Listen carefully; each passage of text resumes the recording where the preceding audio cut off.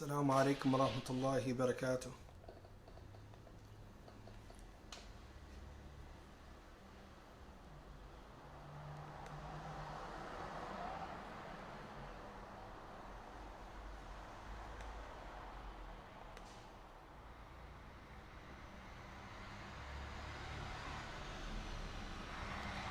الحمد لله الصلاة والسلام على رسول الله أما بعد.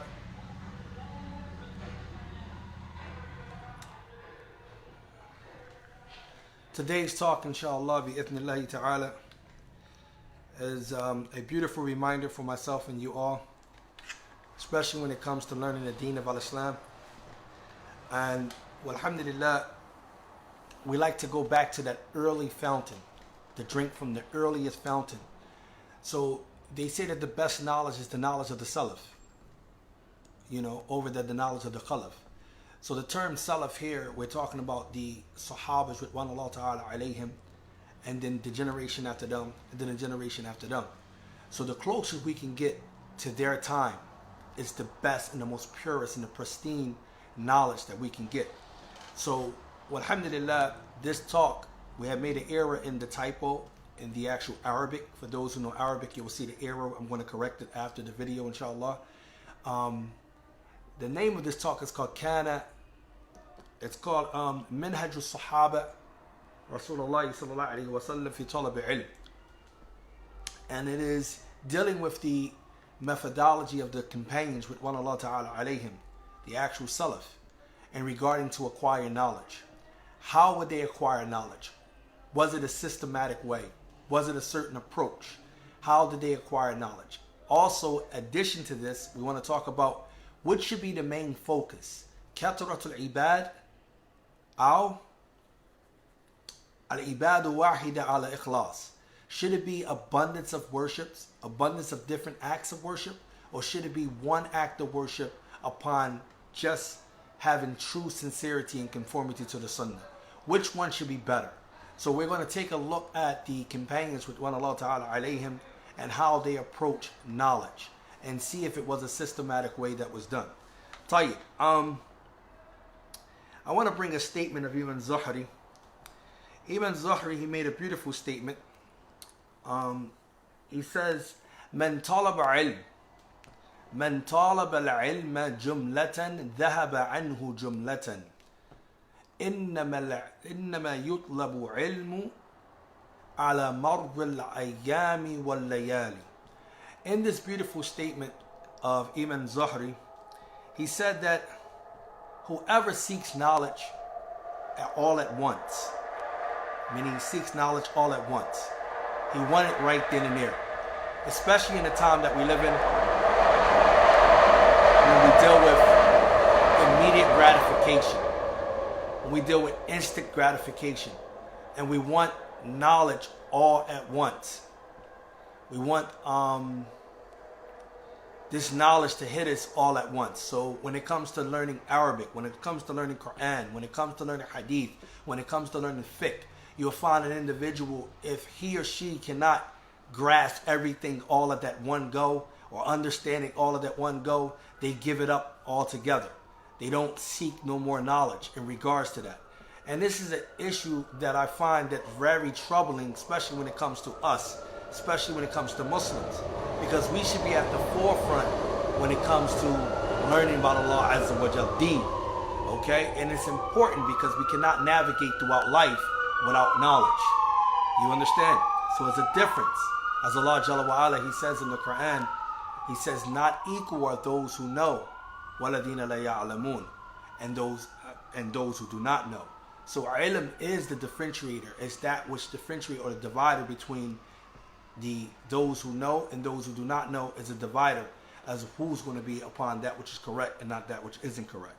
So this statement of his, if you really analyze it, من طالب علم جملة, whoever seek knowledge all at once, whoever have the mindset that, okay, I want to learn the Arabic language, for example, but I want to learn it so much that I want to understand it so deeply, and that I do not want to begin with any basic concepts. I think I'm here when I really am here.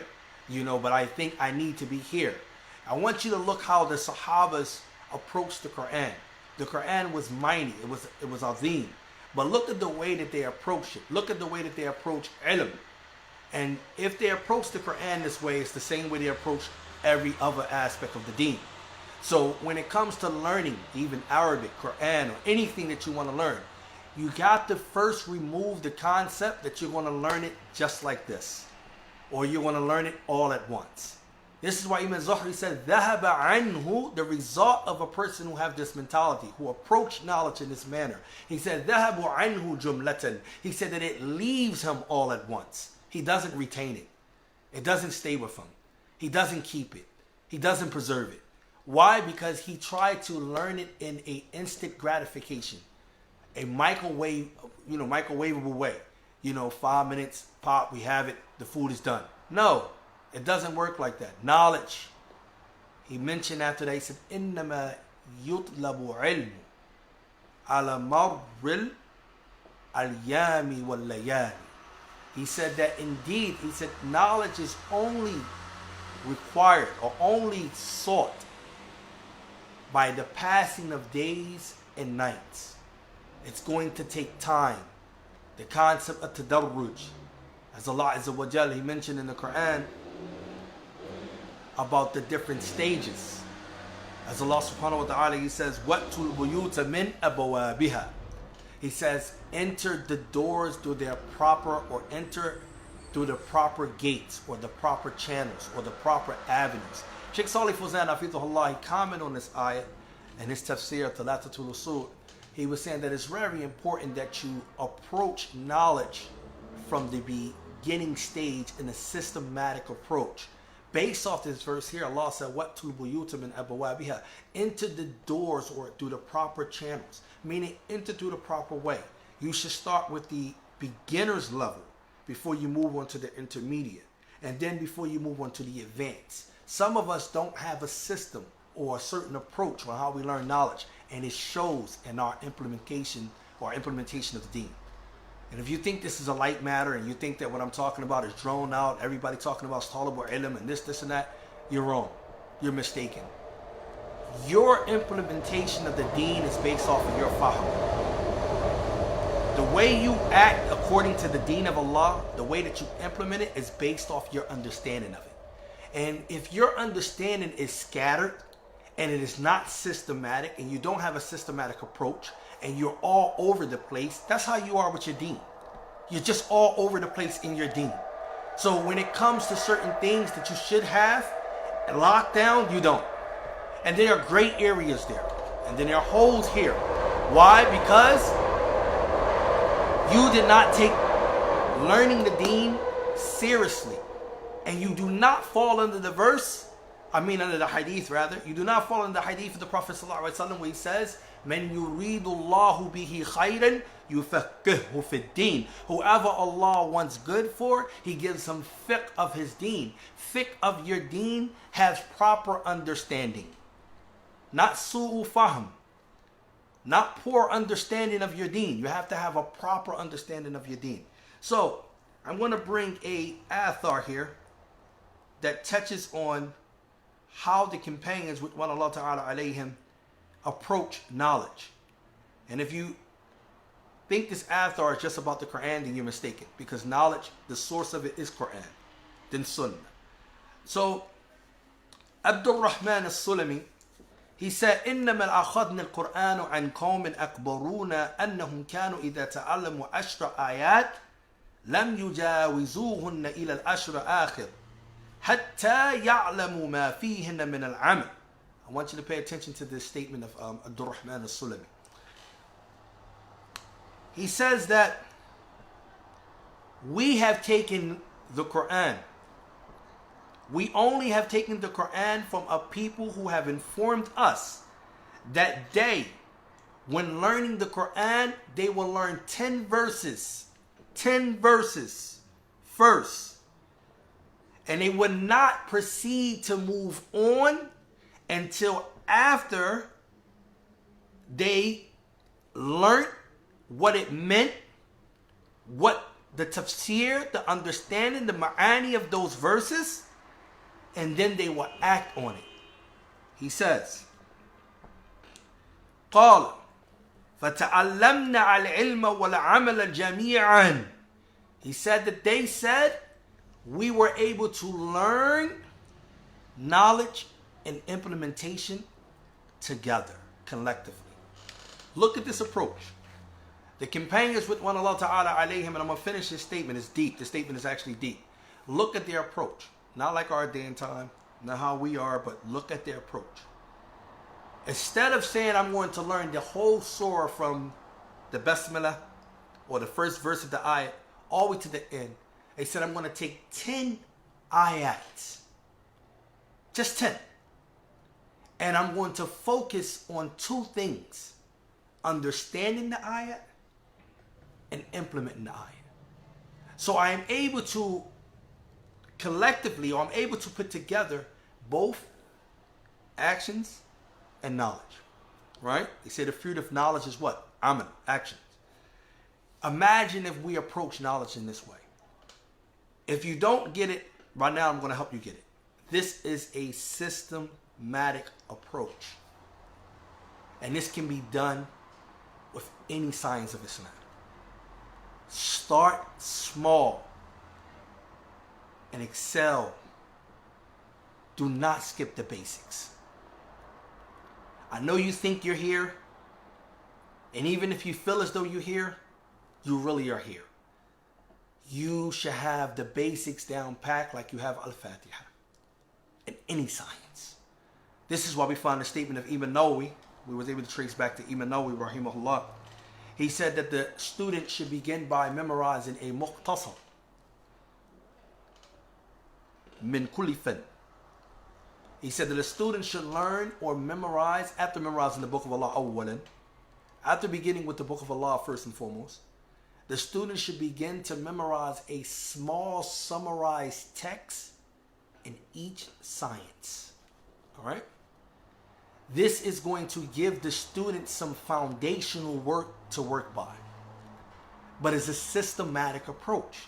They call it tahsilu ilm. It is the way that we acquire knowledge.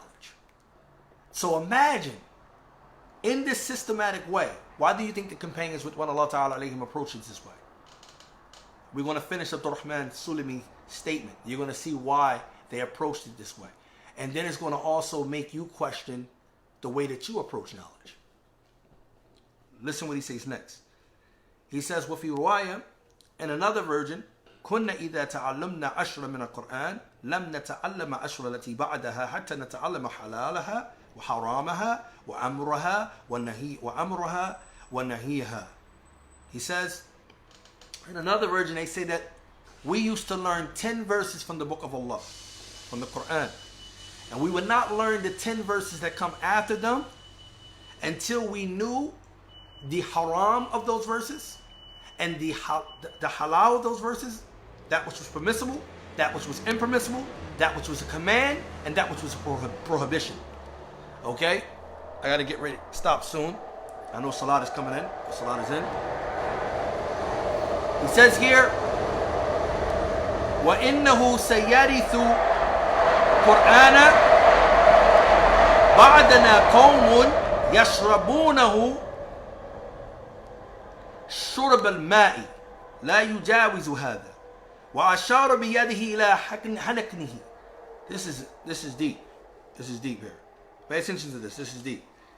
He says, and then it came a people who inherited the Quran after us, and they drank from it like one would drink water. And it didn't exceed past this. They didn't go beyond this. It was like they drank from it like they drank water. He said then he pointed with his hands up into a part of his neck here. He pointed to his hands. And this is a sahih actual athar. If you look at this statement in all of its light, okay, then you will see that the reason why they approached it in this manner is because, one, ikhlas. The ingredient of any seeking knowledge, period, is ikhlas. Ikhlasu lillah. We are deficient in our learning and our understanding solely based off how deficient we are in our sincerity. And if we are deficient in our sincerity in regards to Allah Azza wa Jal, then we're going to be sufficient in our learning.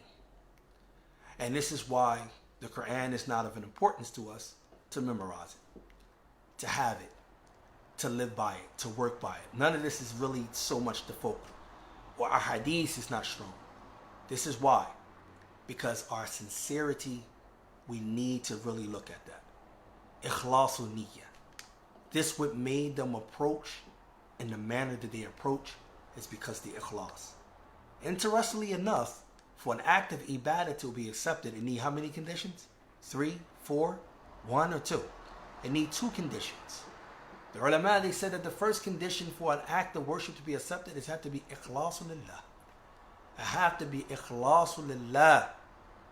Allah lillahi deenul khalis, as Allah says in the Quran, fi Surah Zumar, that the deen for Allah Azza wa Jal is mukhlis, is khalis, is pure, and that one's supposed to make it sincerely to Allah Azza wa Jal. The second thing is ala matabat al-Rasulillah sallallahu alaihi wasallam, supposed to be in conformity to that of the Prophet sallallahu alaihi wasallam, which at all. This is important. You see that this is what they were looking at. Not stopping there with ikhlas. Ibn Ahmed, Abu Abdullah, rahmatullah ta'ala alayhi, the great imam, the famous imam of the Hanbali fiqh, also the great imam who was tested with Ahlul Sunnah, meaning from the great mihna of the Quran being created. We already know about Ibn Ahmed. He mentioned about ilm and talab wa ilm. He says that ilm la ya'diluhu shay. He said there's nothing equal to it. Okay? And he says except a sincere niyyah. Someone said, Ya Abu Abdullah, how do we purify or make our niyyah, our intention, sincere when seeking knowledge? He says that a person that a person should intend by way of seeking knowledge, and learning Quran by the way of seeking knowledge, learning hadith and seeking knowledge.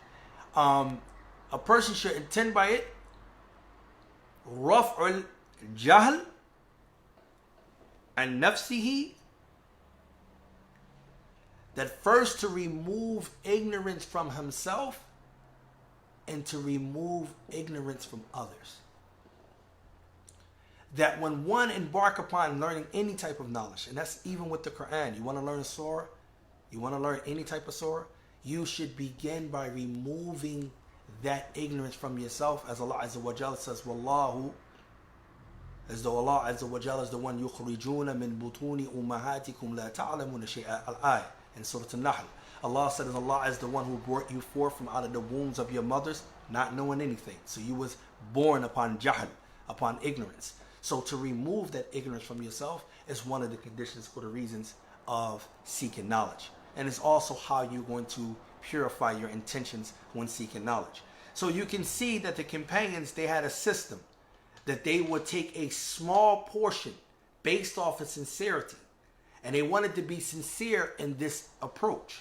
So what they would do is they would make sure they were able to take a small approach, one by taking a little bit of verses, studying the verses, understanding the verses by understanding their ma'ani, the tafsir, the asbabul nuzul, the reason why they were sent down, etc., etc.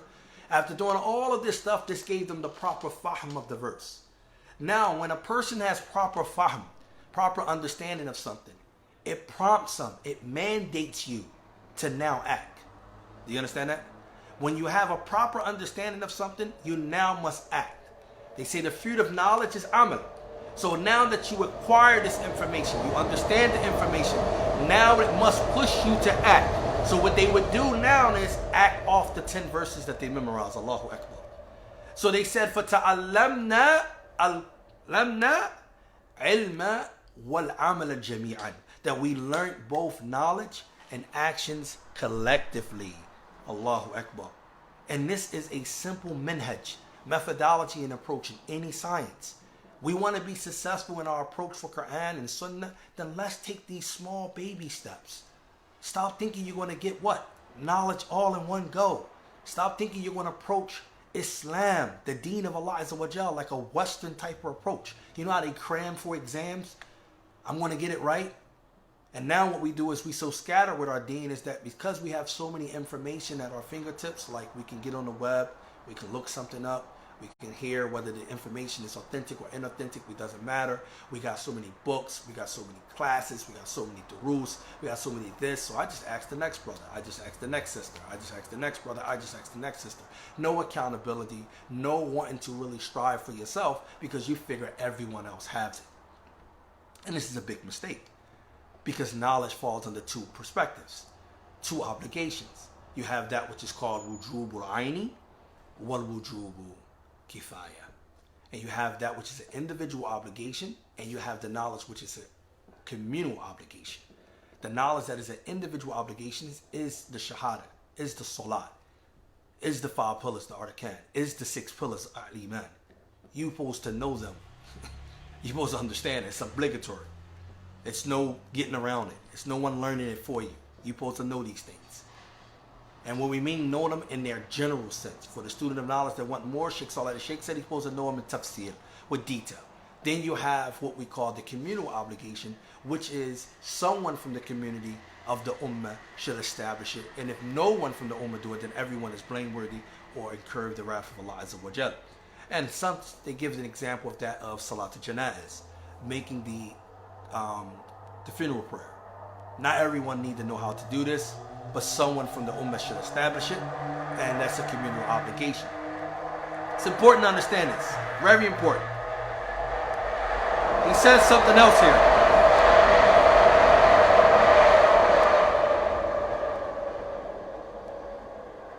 It's a statement that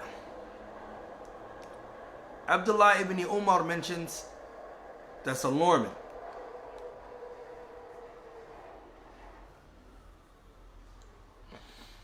He says, Abdullah ibn Umar, he says that we live during the time of the proof when it was sent down, meaning the Quran. And that one of us will see Iman or learn Iman or be given Iman before we begin learning Quran. وتنزل السورة على محمد صلى الله عليه وسلم فنتعلم حلالها وحرامها وأمرها وزاجرها وما ينبغي أن نوقف عنده منها كما تعلمون أنتم اليوم القرآن.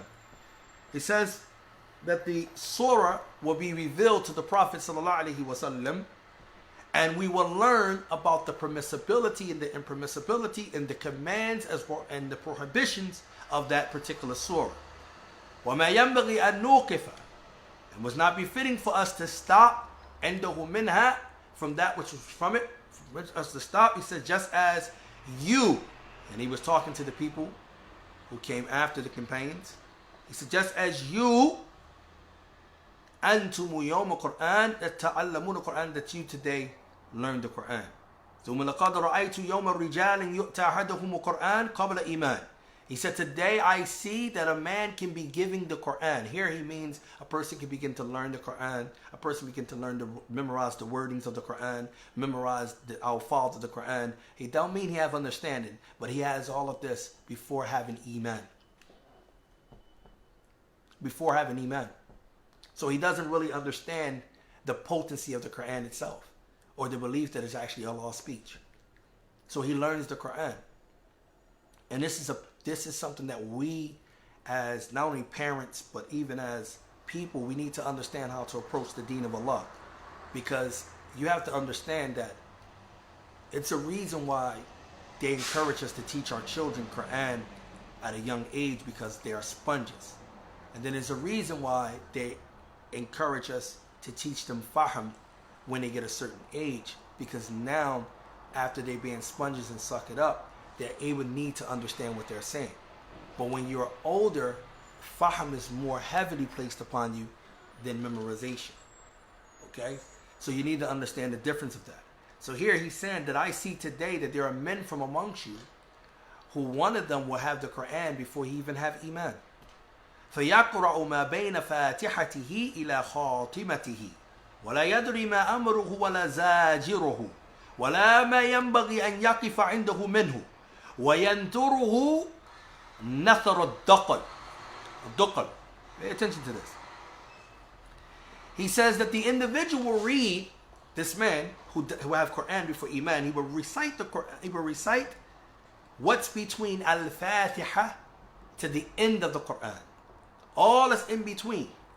But he will not know or understand the commands of the Quran, the prohibitions of the Quran. He will not understand the book of Allah. That's basically what he's saying. He will recite the Quran from front to back, but he will not be able to understand the Quran. He would not be able to understand knowledge. So what's good is it? What good is it if me and you can recite?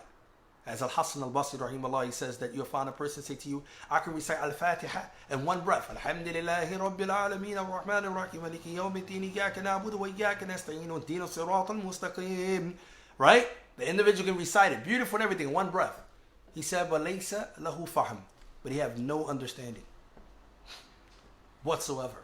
No understanding. It doesn't move him. It doesn't sway him. It doesn't do anything. This is why it's important that we approach knowledge in a systematic way. Now I'm going to do the last half of this whole talk I wanted to do. I did the first part to show you that the companions, due to their sincerity and wanting to be right, they approach knowledge in a systematic way. Their systematic way is to take baby steps. Okay? Fahm, understanding the meanings, then implementation together. That's what they would do. Now, the question I mentioned earlier, is it better to do a lot of acts of worship, or is it better to do one act of worship that is sincere and in conformity to the sunnah and that is accepted? There is a hadith from our mother Aisha radiallahu ta'ala anha. She says, سئل النبي صلى الله عليه وسلم, that the Prophet صلى الله عليه وسلم was asked, أي الأعمال أحب إلى الله? Which actions, and here we're talking about acts of worships, what actions that are more beloved to Allah subhanahu wa ta'ala? The Prophet sallallahu alaihi wasallam, he responded, he said, أدوامها وإن قل. He said that those actions that are done consistently, even if they are small, even if they are few, they don't have to be enormous, they don't have to be a lot, but if they are few, but if they're done consistently. One of the things we get from this hadith, I didn't finish the hadith yet, but one of the things we get from this hadith right off the back is that consistency is in conformity to what? Ikhlas. If you're consistent with something, it shows that you are sincere about it. If you are inconsistent with something, it shows that you are insincere about it. Do you understand? So those deeds that are beloved to Allah Azza wa Jal, the Prophet ﷺ is informing us in this hadith, is that those deeds that even if they are small in size, or even if they are few, okay, in regards to number or in quantity, it's the quality that means something. Consistency. Do you see that? Which is with line of sincerity. He said, well, قال أُكْلُفُ مِنَ الْأَعْمَالِ مَا تُطِّقُونَ. And he says, do those actions, carry out those actions that you have been obligated to carry out, مِنَ الْأَعْمَالِ مَا تُطِّقُونَ, which you are able to do according to your capability. So, we look at an athar that comes from Muawiyah ibn Abi Sufyan, radiallahu ta'ala, one of my favorite athars. And this was his approach to the night prayer. By the way, the night prayer is not obligatory. Okay? This was his approach to Qiyamul Layl. He had the ability to perform 11 units of prayer, or even more. He took a whole year out just to perform 1 unit of prayer, meaning 1 rak'ah. That's it. Allahu Akbar. All the way down till you complete that 1 rak'ah. Just 1 rak'ah. He did this for a year straight. He was asked, why did he perform 1 rak'ah for night prayer for a year straight? He responded by saying, I was training my soul to get accustomed to standing up to his Lord. If this is not insight of fahm and fiqh, by the way, this is the same Muawiyah who narrated the hadith about the Prophet ﷺ saying, "Man yuridullahu bihi khayran yufaqihu fi din." Whoever Allah want good for him, give him fiqh of the deen. This is the same Muawiyah. And you find it amazing that the ulama of Ahlul Sunnati wal Jama'ah, they say that there is something important that we must understand from principles. And that is that we must focus on those things that are primary, awaliyat, above those things that are secondary. And that the signs of the people of Ahlul Bid'ah, of innovation, is that they prefer those things that are secondary over those things that are primary. This is why you find them so hard on doing supererogatory acts, and they are so weak on doing obligatory acts. And it's important that we understand the difference. So he was training his soul to be sincere in standing up to his Lord with just doing one rak'at for a year. Not a week, not 2 days, not 3 days, not like it comes in Sahih Bukhari. The Prophet ﷺ said, do not be like Fulan or Alan, who gets up and pray for 1 night, 2 nights, and the 3rd night he doesn't get back up and pray. The Prophet ﷺ says this is in the book of Wudu, in Sahih Bukhari, mentioning that the individual is not sincere in his approach. So we want to be consistent in our deeds. And to answer the question, it's not about a lot of acts of worship. I want you to ponder on something. There are so many rewards that are associated with one act of worship. And I don't think we really reflect on that. That when you do one deed, it goes from being 1 hasanat up to 700 multiplied in degrees. Okay? There are certain acts that are done at certain times, in certain seasons, in certain places, in certain circumstances, that the reward is enormous. That if you fast on this day, okay, Yom Mutasir, if you fast on this day in Dhul Hijjah, it's going to wipe out and expiate your minor sins from the previous year to the year coming. Now think about this. If you were sincere in just doing these small acts consistently, imagine how much reward you require. You wouldn't have to or need to do abundance of acts. That's not the answer. The answer is not worrying about, I need to do this, I need to do that, I need to do this, I need to do that. The answer is being sincere and consistent in conformity to the sunnah, even if it's small. So if you can do one act of worship, and you know that Allah Azza wa Jal, because we don't know if Allah accepts that act of worship. This is why we find one of the companions saying what? If I knew that there were one action that I have done, that I knew that it was accepted, that Allah would accept it, I would ask Allah to take my life. I want you to pay attention to this statement.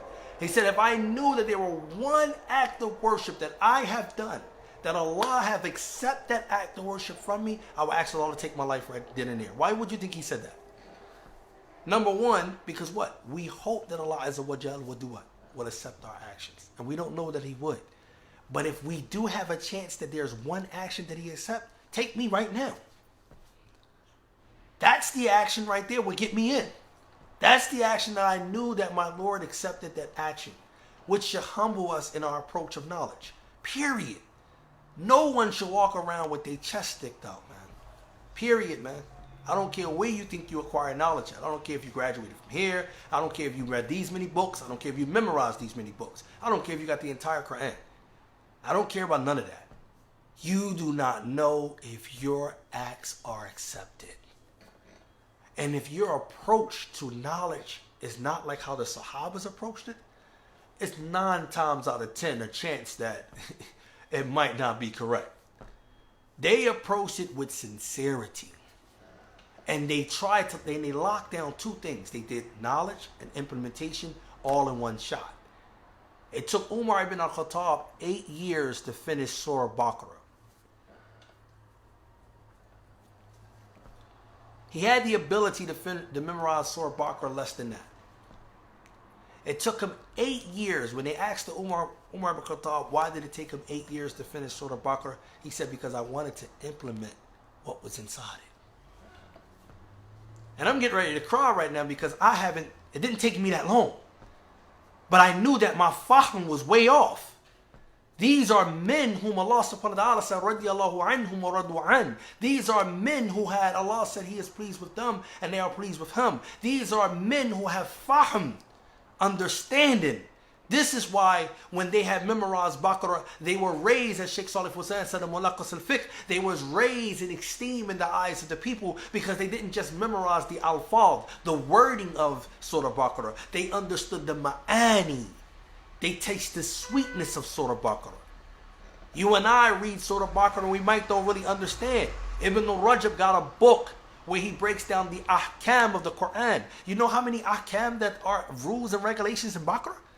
You know that the ahkam and Baqarah got weight. There's more ahkam in Baqarah than it is in any other surah in the entire Quran. There are more rules and regulation in Baqarah than it is in any other surah in the Quran. Ibn Rajab explains. We are so heedless about a lot of this stuff that we don't even know.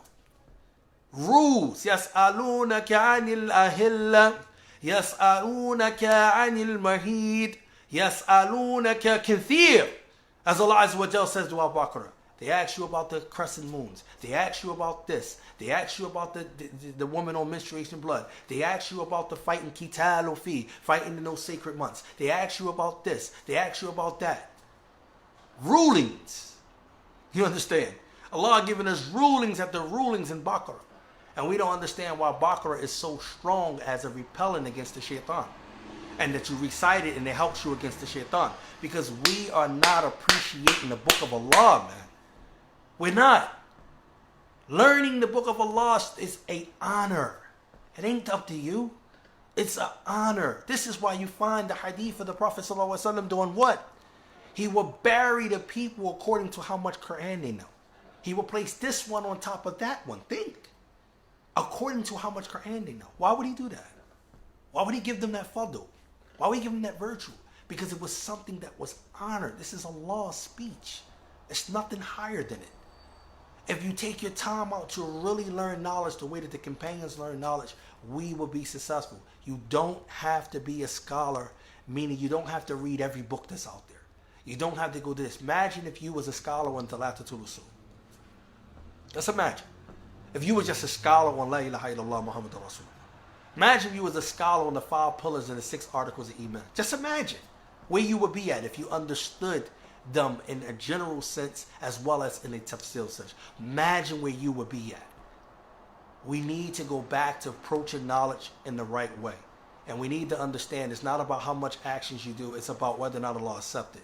And that means it's based off your sincerity and conformity to the sunnah. This is what I wanted to bring as a reminder for myself and for you all. Do not become frustrated. If you had at the age of 50, you at the age of 40, you at the age of 20. Do not become frustrated. Do not tell yourself. Don't let the shaitan whisper to you that I suppose I have all of this knowledge and beating yourself down. No, you don't. Knowledge is risk, if you don't know that. Risk is not just money.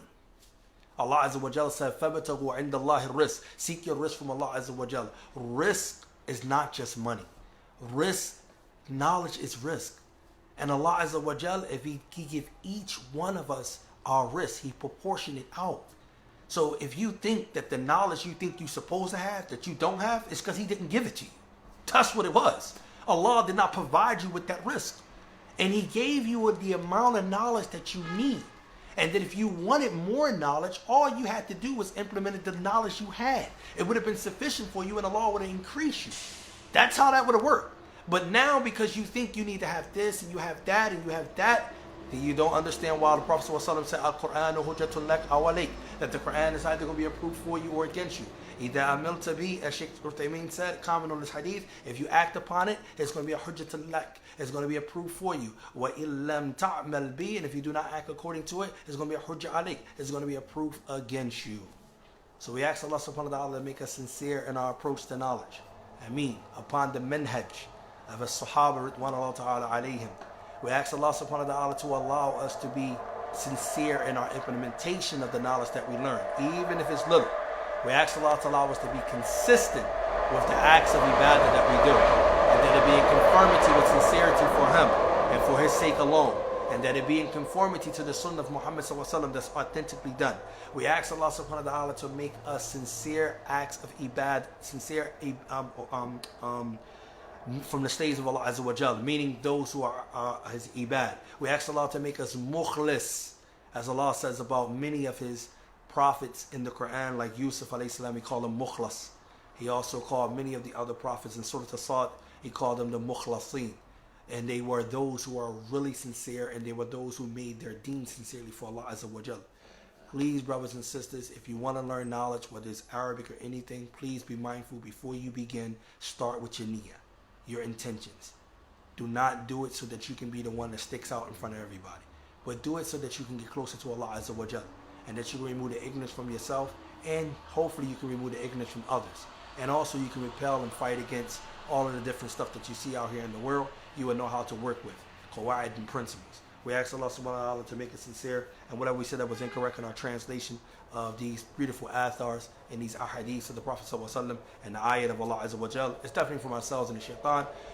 We ask, and whatever we said that was right is from Allah subhanahu wa ta'ala. Subhanakallahumma bihamdik, ashhadu an la ilaha illa anta, astaghfiruka wa atubu ilayk. Jazakallah khair.